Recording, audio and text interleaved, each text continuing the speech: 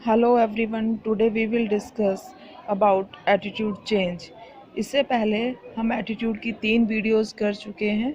ये 4th video है जिसमें आज हम पढ़ेंगे कि एटीट्यूड चेंज कैसे होता है, यानी कि मनोवृत्ति में परिवर्तन किस तरह से होता है।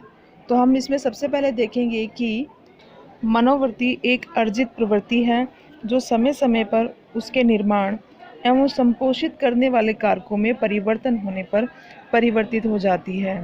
किसी वस्तु या व्यक्ति के प्रति यदि आज आपकी मनोवृत्ति प्रतिकूल है तो यह बात भी संभव है कि कुछ दिनों के बाद यह मनोवृत्ति बदलकर अनुकूल हो जाएगी। यानी कि कई बार ऐसा होता है, उसके लिए कुछ फैक्टर्स रिस्पॉन्सिबल होते हैं। यदि हम किसी के प्रति फेवरेबल होते हैं तो कुछ दिनों के बाद हम अनफेवरेबल होते हैं, और अगर अनफेवरेबल होते हैं तो कोई ऐसी सिचुएशन रही होती है जिसके कारण हमारा उस व्यक्ति या वस्तु के प्रति जो एटीट्यूड है फेवरेबल से अनफेवरेबल या अनफेवरेबल से फेवरेबल हो जाता है। हाँ, ऐसा नहीं भी हो सकता, ज़रूरी नहीं है जो मैंने आपको बताया ये होगा, लेकिन चांस होते हैं कि ऐसा हो सकता है। उसके लिए कोई ना कोई सिचुएशन रिस्पॉन्सिबल होगी। परंतु इतना तो ज्ञात है कि परिस्थिति में परिवर्तन होने से व्यक्ति की मनोवृत्ति में परिवर्तन आएगा। यानी कि अगर सिचुएशन चेंज होती है तो उसके अकॉर्डिंग आपका एटीट्यूड भी चेंज होगा। समाज मनोवैज्ञानिकों एवं समाज शास्त्रियों द्वारा किए गए अध्ययनों से ये बात स्पष्ट हो गई है कि समाज मनोवैज्ञानिकों एवं समाज शास्त्रियों द्वारा किए गए अध्ययनों से जो उन्होंने स्टडीज़ की उनसे ये बात स्पष्ट हो गई है कि मनोवृत्ति परिवर्तन 2 प्रकार से होता है, congruent change and incongruent change. Congruent change को हिंदी में हम बोलते हैं संगत परिवर्तन, यानी कि कॉन्ग्रुएंट चेंज को हम हिंदी में कहते हैं संगत परिवर्तन, और इनकॉन्ग्रुएंट चेंज को हम हिंदी में कहते हैं असंगत परिवर्तन। अब समझिए इसे कॉन्ग्रुएंट चेंज क्या होता है। किसी एक व्यक्ति की मनोवृत्ति किसी व्यक्ति या घटना के प्रति यदि फेवरेबल है, फेवरेबल से परिवर्तित होकर और अधिक फेवरेबल हो जाती है, तो इस तरीके के चेंज को हम क्या कहेंगे, कॉन्ग्रुएंट चेंज। लेकिन अगर किसी व्यक्ति या वस्तु के प्रति किसी व्यक्ति की मनोवृत्ति फेवरेबल से अनफेवरेबल हो जाती है तो इस प्रकार के जो चेंज हुआ है उसे हम कहेंगे इनकॉन्ग्रुएंट चेंज। तो समझ में आया कॉन्ग्रुएंट चेंज क्या होता है और इनकॉन्ग्रुएंट चेंज क्या होता है। कॉन्ग्रुएंट चेंज का मतलब है संगत परिवर्तन, यानी कि जब आपके एटीट्यूड की डायरेक्शन सेम हो। जैसे कि किसी व्यक्ति या वस्तु के प्रति अगर आपका फेवरेबल एटीट्यूड है तो और ज़्यादा फेवरेबल हो जाए, और यदि अनफेवरेबल एटीट्यूड है किसी व्यक्ति या वस्तु के प्रति तो वो और ज़्यादा अनफेवरेबल हो जाए। तो इस तरीके के एटीट्यूड चेंज में जो इस तरीके से जो एटीट्यूड चेंज होता है, ये जो परिवर्तन है, इसे कॉन्ग्रुएंट चेंज का नाम हम देते हैं। इसी तरह से यदि किसी तो ये है डायरेक्शनल चेंज, कॉन्ग्रुएंट चेंज को क्वांटिटेटिव चेंज का नाम दिया जाता है क्योंकि इसमें सिर्फ मात्रा में यानी कि वैलेंसी में परिवर्तन होता है। लेकिन जो इनकॉन्ग्रुएंट चेंज है इसे डायरेक्शनल चेंज या क्वालिटेटिव चेंज भी कहा जाता है क्योंकि इसमें क्वालिटी ही चेंज हो जाती है, डायरेक्शन ही चेंज होता है। तो ये फेवरेबल से अनफेवरेबल और अनफेवरेबल से फेवरेबल। अब यहाँ हम आगे देखेंगे कि सोशल जो साइकोलॉजिस्ट हैं और सोशोलॉजिस्ट हैं उनके द्वारा जो स्टडीज़ की गई है उसमें ये बात स्पष्ट की गई है कि एटीट्यूड चेंज के लिए कई फैक्टर्स रिस्पॉन्सिबल होते हैं, बट उनमें से यहाँ हम केवल 9 इम्पॉर्टेंट फैक्टर्स को ही एक्सप्लेन करेंगे, उन्हीं के बारे में यहाँ बात करेंगे। उनमें से फर्स्ट है चेंजिंग रेफरेंस ग्रुप, यानी कि संदर्भ समूह में परिवर्तन। समाज मनोवैज्ञानिकों द्वारा किए गए अध्ययनों से यह स्पष्ट हो गया है कि व्यक्ति के रेफरेंस ग्रुप में परिवर्तन कर देने से उसकी मनोवृत्ति में भी परिवर्तन आ जाता है। निकॉम जो एक साइकोलॉजिस्ट हैं उन्होंने एक अध्ययन किया और उस अध्ययन में ये स्पष्ट किया कि महिला छात्रों पर कई वर्षों तक अध्ययन किया। कॉलेज के प्रथम वर्ष में ऐसी छात्राओं की मनोवृत्ति की माप की गई और पाया गया कि इनकी मनोवृत्ति में कंजर्वेशन अधिक थी। निकॉम्ब के अनुसार ऐसा स्वाभाविक ही था क्योंकि वे धनी परिवार से आई थी। उनके जो पेरेंट्स थे वे स्वयं ही कंजर्वेटिव थे। कॉलेज के वातावरण ऐसा था कि इससे लिबरल एटीट्यूड को अधिक प्रोत्साहन मिलता था। यहाँ तक कि कॉलेज के अधिकारियों का छात्राओं में उदारता की मनोवृत्ति उत्पन्न करना भी प्रमुख उद्देश्य में से एक था। कॉलेज के अंतिम वर्ष यानी कि चौथे साल में जब उन छात्राओं की मनोवृत्ति मापी गई तो यह देखा गया कि अधिकतर छात्राओं की मनोवृत्ति कंजर्वेशन से चेंज होकर के लिबरल हो गई है। यानी कि ये क्या हुआ, सिचुएशन चेंज हुई, रेफरेंस ग्रुप चेंज हुआ तो एटीट्यूड भी चेंज हो गया। सेकंड पॉइंट हैगा चेंज इन ग्रुप एफिलिएशन, समूह संबंधन में परिवर्तन। समूह संबंधन परिवर्तन से क्या अभिप्राय है, और समूह संबंधन का परिवर्तन का असर मनोवर्ती परिवर्तन पर सीधा पड़ता है। यदि व्यक्ति पुराने या वर्तमान समूह से संबंध तोड़कर किसी नए समूह से अपना संबंध जोड़ लेता है तो ये स्वाभाविक सी बात है कि वह अपने मनोवर्ती में उस नए समूह के नियमों के अनुसार परिवर्तन कर लेगा। वो कैसे करेगा, जैसे मान लीजिए फॉर एग्जाम्पल यदि कोई एमएलए जनता पार्टी को छोड़कर कांग्रेस पार्टी से अपना संबंध जोड़ता है तो ये स्वाभाविक सी बात है कि वह अपनी मनोदशा में एक ऐसा परिवर्तन लाता है जिससे अपने मनोवर्ती एवं अन्य व्यवहार कांग्रेस पार्टी के अन्य सदस्यों के अनुकूल हो जाता है। नेक्स्ट पॉइंट है हमारा एडिशनल इन्फॉर्मेशन यानी कि अतिरिक्त सूचनाएं।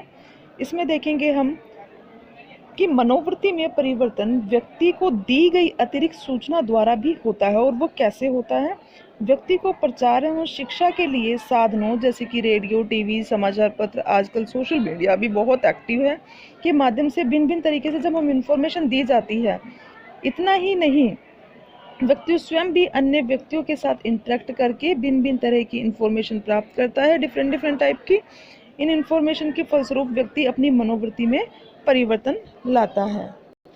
इन अतिरिक्त सूचनाओं के फलस्वरूप व्यक्ति की मनोवृत्ति में होने वाले परिवर्तन मूल रूप से इन बातों पर निर्भर करते हैं कि उस परिस्थिति का नेचर क्या है जिसमें व्यक्ति को सूचनाएं दी गई है। यानी कि हम किसी का एटीट्यूड चेंज करने की कोशिश कर रहे हैं, लेकिन जिस सिचुएशन, तो हम ये देखेंगे कि जिस सिचुएशन में हम इंफॉर्मेशन दे रहे हैं, जब हम किसी का एटीट्यूड चेंज करने की कोशिश कर रहे हैं तो जो उसको इंफॉर्मेशन दे रहे हैं तो उस टाइम सिचुएशन क्या है, यानी कि सिचुएशन का नेचर क्या है जिसमें कि सूचनाएं दी गई हैं।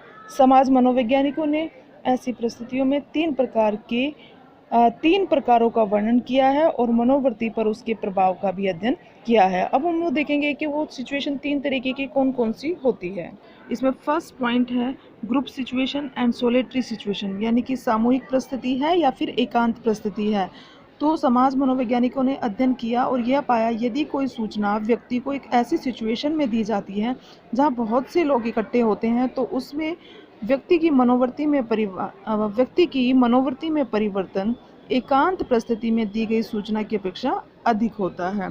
सेकंड पॉइंट है इसी में पब्लिक एंड प्राइवेट कमिटमेंट, यानी कि जब हम पब्लिक कमिटमेंट करते हैं या प्राइवेट कमिटमेंट करते हैं तो किस में बेसिकली एटीट्यूड ज़्यादा चेंज होने के चांसेस होते हैं। तो इसमें देखिए आगे सबसे पहले हम इसमें देखेंगे कि पब्लिक कमिटमेंट क्या होता है। जब व्यक्ति अपने विचारों एवं मतों को खुलकर लोगों के सामने रखता है तो उसे हम पब्लिक कमिटमेंट कहते हैं।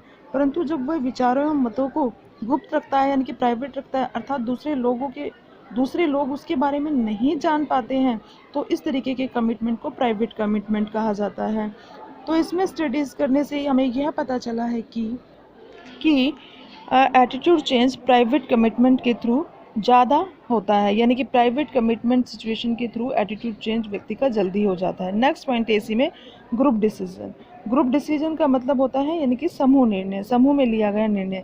समाज मनोवैज्ञानिकों का मत है कि जब कोई सूचना ग्रुप डिसीजन डिस्कशन मेथड से दी जाती है, समूह निर्णय विधि से दी जाती है, तो इसके द्वारा मनोवृत्ति में अधिक परिवर्तन आता है। समूह निर्णय विधि वह विधि है जहाँ कोई व्यक्ति एक साथ मिलकर किसी विषय पर डिस्कशन करते हैं।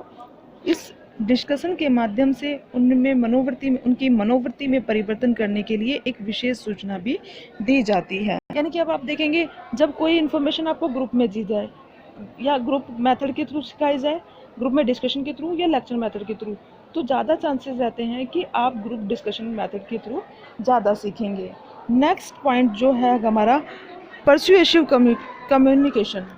परसुएसिव कम्युनिकेशन का मतलब होता है जब कोई सामने वाला पर्सन जो कि आपके एटीट्यूड को चेंज करने की कोशिश कर रहा है, अगर उसका कम्युनिकेशन आपको परसुएट करेगा, अगर आपका प्रभावी कम्युनिकेशन होगा उसका, तो आपको एटीट्यूड चेंज होने के ज़्यादा चांसेस होते हैं। नेक्स्ट पॉइंट इसी के अंदर है आपका सोर्स ऑफ कम्युनिकेशन और करैक्टरिस्टिक्स ऑफ कम्युनिकेटर, यानी कि ये जो कम्युनिकेशन वाला है इस पर कई बातें निर्भर करती हैं। यानी कि जब कोई व्यक्ति किसी से कम्युनिकेशन करता है, किसी का एटीट्यूड चेंज करने की कोशिश करता है, तो उसमें कुछ पॉइंट्स हैं। जैसे कि फर्स्ट पॉइंट है सोर्स ऑफ कम्युनिकेशन और करैक्टरिस्टिक्स ऑफ कम्युनिकेटर, यानी कि सोर्स क्या है कम्युनिकेशन का और जो आपसे कम्युनिकेट कर रहा है उसकी करैक्टरिस्टिक्स क्या हैं। तो इस बात पर भी डिपेंड करता है कि आपका एटीट्यूड चेंज होगा या नहीं। सेकंड पॉइंट है इसमें क्रेडिबिलिटी कम्युनिकेटर, यानी कि आपको जो व्यक्ति आपका एटीट्यूड चेंज करने की कोशिश कर रहा है यानी कि कम्युनिकेटर, उसके ऊपर आपको विश्वास है या नहीं है। नेक्स्ट पॉइंट है अट्रैक्टिव कम्युनिकेटर। अट्रैक्टिव कम्युनिकेटर है यानी कि अगर सामने वाला व्यक्ति जो कि आपके एटीट्यूड में, मनोवृत्ति में परिवर्तन लाने की कोशिश कर रहा है, अगर वो अट्रैक्टिव है तो इस बात के चांसेस ज़्यादा रहते हैं कि आपका एटीट्यूड जल्द ही चेंज हो जाएगा। तो इसके बाद जो हैगा नेक्स्ट पॉइंट है content and characteristics of communication, यानी कि संचार का उसका जो कम्युनिकेशन का जो कंटेंट है वो क्या है। अब डिपेंड करता है कि वो किस तरीके का कंटेंट होगा। जैसे कि मान लीजिए कि फेयर अराउजिंग अपील, यानी कि जो वो बात आपको बता रहा है उसे सुनने के बाद आपके अंदर डर उत्पन्न करने वाली जो भी आपको कोई इन्फॉर्मेशन दी उससे आपके अंदर डर पैदा हो गया, तो इसमें एटीट्यूड चेंज किस तरीके से ज़्यादा चांसेस बढ़ जाते हैं। कुछ समाज मनोवैज्ञानिकों ने अपने प्रयोगात्मक अध्ययनों के आधार पर यह बात स्पष्ट कर दी है कि जब कोई तथ्य या सूचना ऐसी होती है जिसमें व्यक्ति में नेगेटिव इमोशन जैसे कि डर उत्पन्न हो जाता है और साथ ही साथ उस डर को कम करने वाला अगर उपाय भी बता दिया जाए, उसके सामने उपस्थित कर दिया जाए, तो इससे मनोवृत्ति में परिवर्तन आसानी से हो जाता है। जैसे मान लीजिए सरकार की ओर से सिगरेट पीने वालों को यह चेतावनी दी जाए कि सिगरेट पीने से फेफड़ों का कैंसर होता है। डर उत्पन्न कर मनोवृत्ति में परिवर्तन करने वाली सूचना का एक महत्वपूर्ण उदाहरण है। अब सेकंड है इसके नेक्स्ट पॉइंट है इसमें one side and two side communication. One side communication और टू साइड कम्युनिकेशन का मतलब क्या है। One side versus two side communication. One side communication का मतलब है जब सिर्फ आपको एक ही पक्ष बताया जाए, या तो पॉजिटिव या नेगेटिव, तो वो है वन साइड कम्युनिकेशन। लेकिन किसी व्यक्ति या वस्तु के बारे में जब आपको दोनों पॉइंट्स बताए जाएं, पॉजिटिव भी और नेगेटिव भी, तो वो होता है to side communication.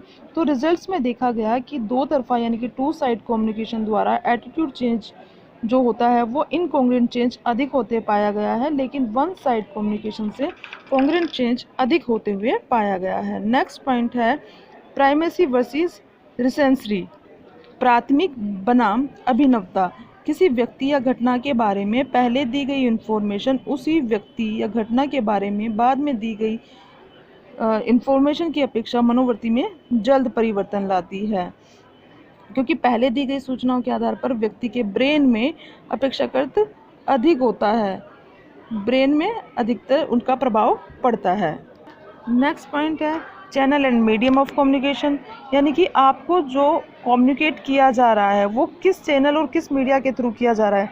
Mass media और पर्सनल इन्फ्लुएंस के द्वारा किया जा रहा है, एक्टिव एक्सपीरियंस या पैसिव एक्टिव एक्सपीरियंस के द्वारा या पैसिव रिसेप्शन के द्वारा किया जा रहा है। करैक्टरिस्टिक्स ऑफ ऑडियंस, यानी कि ऑडियंस की करैक्टरिस्टिक्स क्या है। तो इन सब बातों का भी प्रभाव कहीं ना कहीं हमारे एटीट्यूड चेंज पर पड़ता है। नेक्स्ट पॉइंट है इन्फोर्स्ड कॉन्टैक्ट, यानी कि बाधित संपर्क। इसमें क्या होता है कि इसके द्वारा भी हमारे एटीट्यूड चेंज होता है। जिस व्यक्ति या वस्तु के साथ आप रहना नहीं चाहता, फॉर एग्जांपल मान लीजिए, और आपको उसके साथ रहना पड़े किसी सिचुएशन में, तो उसके प्रति भी आपका एटीट्यूड चेंज हो जाता है। नेक्स्ट पॉइंट है रिक्वायर्ड रोल प्लेइंग, यानी कि अपेक्षित भूमिका निर्वाह। जब हम किसी रोल को प्ले करते हैं, कभी कभी ऐसा होता है कि व्यक्ति को कुछ ऐसी क्रियाएं या व्यवहार लोगों के सामने करना पड़ता है जिसे वह नहीं करना चाहता है, या क्योंकि ऐसी क्रियाएं उसकी निजी मनोवृत्ति के विपरीत होती हैं। तो ऐसे में क्या होता है, उसका एटीट्यूड चेंज हो जाता है। इससे आगे हम नेक्स्ट वीडियो में करेंगे। Thank you so much.